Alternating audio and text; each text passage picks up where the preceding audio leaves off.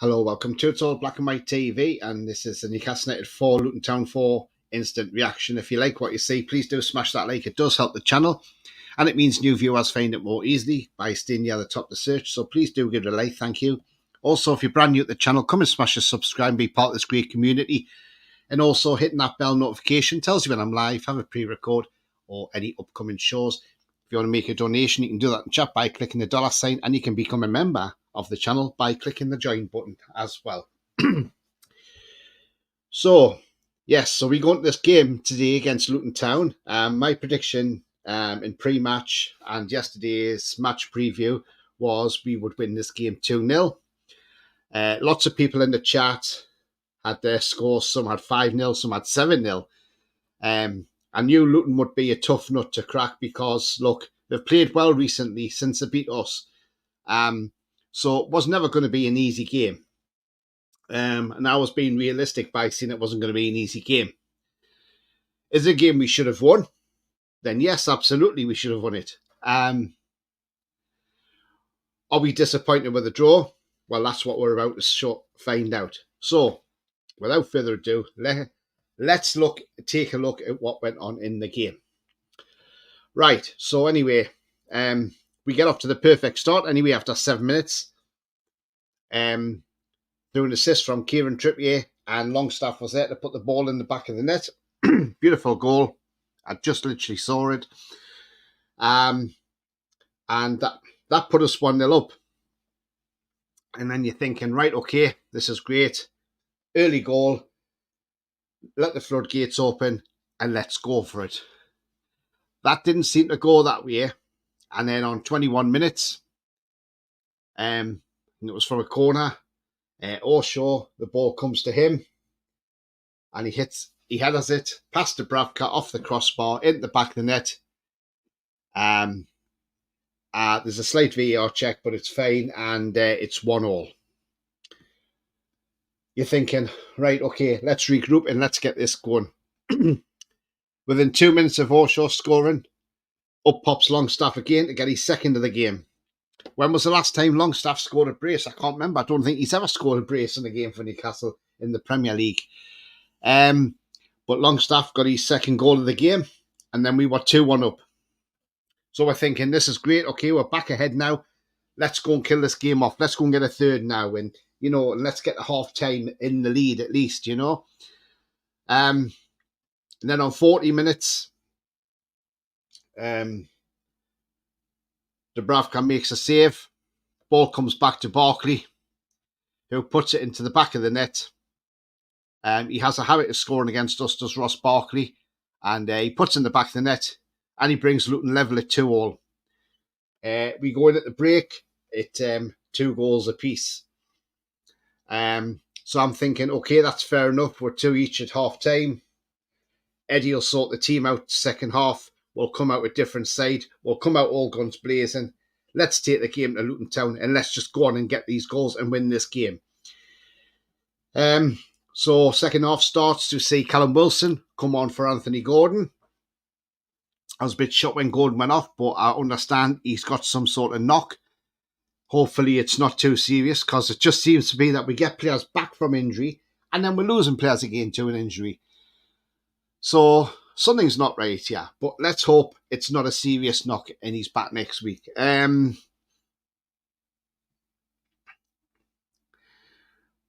So we're having a good go in the second half, but they had the lion's share of possession as well in the second half. And Ogbenny gets past Dan Burn yet again. Burn has a pull him outside the area, but then it continues into the area. Ogbenny goes down. Referee gives a free kick. Then there's a lengthy VAR check. And the longer the VAR check's going on, the longer you're thinking, yes, okay, this is going to be a penalty. And sure enough, it was a penalty. VAR decided there was enough contact there, and it was a penalty. So we waited for the penalty. Morris stepped up, took the penalty, scored, but then had to retake it because the referee wasn't looking and didn't blow his whistle for it. So up stepped Morris again. I'm wondering which side he was going to pick this time. And sure enough, he went exactly the same way. Dubravka going the wrong way. And Luton were then 3-2 up. And you're thinking, right, okay, calm it down. Let's get a goal back. Let's try and get this game, at least get a draw out of this game. And then 3 minutes later, Luton have loads of space. Lovely layoff from Carlton Morris to Adebayo, who slots it past Dubravka, makes it 4-2. You're then thinking, what the hell are we witnessing here? What the hell are we seeing here? This is 4-2 now. Luton Town winning 4-2 at St James's Park. Not many teams come here and score 4 goals, but of all teams, Luton Town to be scoring 4 goals, you know. So as I say, we were 4-2 down.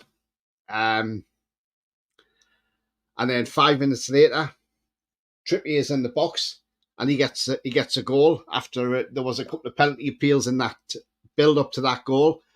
But anyway, it didn't matter because Trippier got the goal and it brought it back to 4-3. 6 minutes later, ball's out the box, and just outside the box is Harvey Barnes. And he slots a beautiful shot home past the goalkeeper, makes it 4-4. After that, we were in the ascendancy then. And we took the game to Luton. We attacked. We had chances to score. Murphy was unlucky with one. But we had plenty of chances to score. Couldn't get any more. Luton Town had one right near the end. Ogbenny had one when a beautiful ball put through to him from Barkley. And he hit it on target, but it went straight down Dubravka's throat. And that sort of summed the game up. And then you're thinking, right, okay, let's try and push for this winner. We tried, but we couldn't get it. And the game ended after 101 minutes, and it was 4-4. Look, it was a game of swings and roundabouts, wasn't it? Right, I'm going to get into some points here because some things I wasn't happy with this game. And look, I'm not in the... People might criticise me for picking out players, yeah. But one player I'm going to pick out straight away, and I'm going to put him on screen. There he is, Dan Burn. Right, in the first half, Dan Burn was struggling against Ogbenny because he kept stripping him for pace. Every time he got near him, he was gone from Burn. And Burn was really struggling. Now, I was tempted to think, I'd he take him off at half-time and bring Tino Livramento on? We saw what happened at Aston Villa when Bailey started on Burn. But sure enough, he started the second half. What happened? Ogbenny again, and he brought him down. And that's what ultimately gave away the penalty, because Burn could not keep up with the pace of Ogbenny. And then finally, Eddie did take him off and brought Tino Livramento on. When it was too late, of course. You know, we were 4-2 down by then. And it was it was just too late. I'm thinking, why are you bringing Livramento now? Why wasn't he on a lot earlier, you know? Because Burn cannot cope with pacey players. Elanga, he couldn't cope with him. Couldn't cope with Bailey on Tuesday night. And he certainly couldn't cope with Ogbenny today. Managers are working it out. They're putting their paciest players up against Dan Burn because they know every time they're going to beat Dan Burn. Now, this is not me being nasty because I like Dan Burn as a player. I think he's a good player. But I'm sorry, at left back, he is spent as far as I'm concerned. The time now is to bring Burn out of left back, start playing Livramento from left back. If you start playing Livramento from left back, then Dan Burn can have a rest. Because I'm sorry, at left back, Dan Burn is getting outstripped by pacey wingers every single time. And we've got to stop doing this. So I think from now on, we need to put Dan Burn on the bench. We know he's one of Eddie's favourites, but Eddie's got to stop playing him and start playing Tino Livramento. You know, because that's what's happening. Managers are putting the pacey wingers on top of Burn because they know he hasn't got the pace. Great to see Wilson come back, of course. He's got some valuable minutes. Same with Barnes. Barnes got a goal and got some valuable minutes, so fantastic. As I say, I hope Anthony Gordon's injury isn't too serious. And again, we'll just have to wait and see on that one. But as for the result, look, it's a draw. Yes, we've got a point out of it. But come on, Luton Town, 4-4 against Luton Town. Is that really acceptable? Is it acceptable? Not really. Should we have beaten Luton Town? Absolutely we should have. We had enough in that team today to go out there and beat them.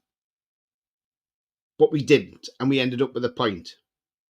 So we've got 1 point out of 6 against Luton Town. Is that acceptable? Not at all. But look, we got to take our hats off to Luton. They played well in phases. They killed the game in phases.